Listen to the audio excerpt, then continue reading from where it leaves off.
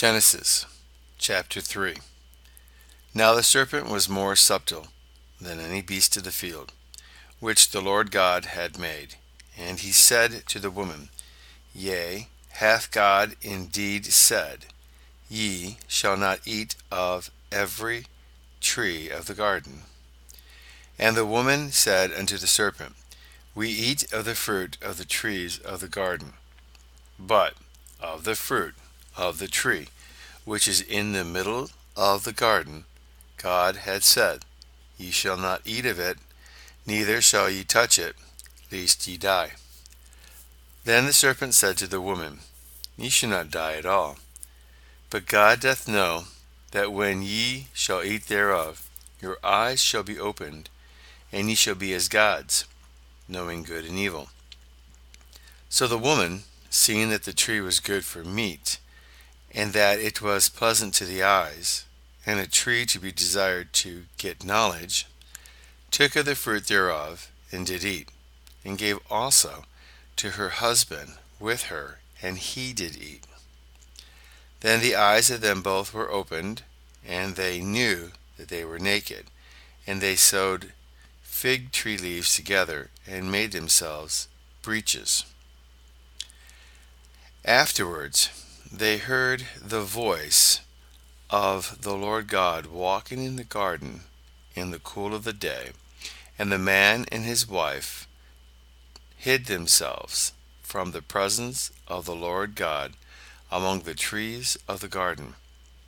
But the Lord God called to the man and said unto him, Where art thou? Verse 10. Who said, I heard thy voice in the garden, and was afraid, because I was naked, therefore I hid myself. And he said, Who told thee that thou wast naked? Hast thou eaten of the tree, whereof I commanded thee, that thou shouldest not eat in no case? Then the man said, The woman which thou gavest to be with me, she gave me of the tree, and I did eat. Verse 13. And the Lord God said to the woman, Why hast thou done this? And the woman said, The serpent beguiled me, and I did eat.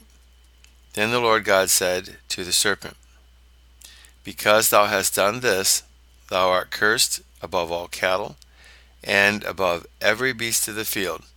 Upon thy belly shalt thou go, and dust shalt thou eat all the days of thy life. I will also put enmity between thee and the woman, and between thy seed and her seed. He shall break thy head, and thou shalt bruise his heel. Upon the woman he said, I will greatly increase thy sorrows and thy conceptions. In sorrow shalt thou bring forth the children, and thy desire shall be subject to thy husband, and he shall rule over thee. Verse 17.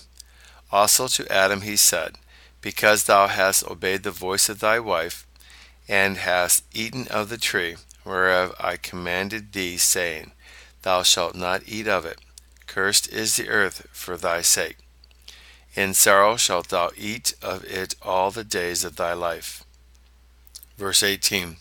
Thorns also and thistles shall it bring forth to thee, and thou shalt eat the herb of the field. In the sweat of thy face shalt thou eat bread, till thou return to the earth. For out of it wast thou taken, because thou art dust, and to dust shalt thou return.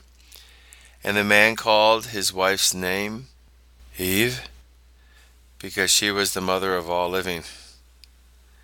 Unto Adam also and to his wife did the Lord God make coats of skins, and clothe them. Verse 22. And the Lord God said, Behold, the man is become as one of us, to know good and evil. And now lest he put forth his hand, and take also of the tree of life, and eat and live forever. Therefore the Lord God sent him forth from the Garden of Eden to till the earth, from whence he was taken. Verse 24. Thus he cast out man, and at the east side of the Garden of Eden he set the cherubims, and the blade of a sword shaken, to keep the way of the tree of life. End of chapter 3.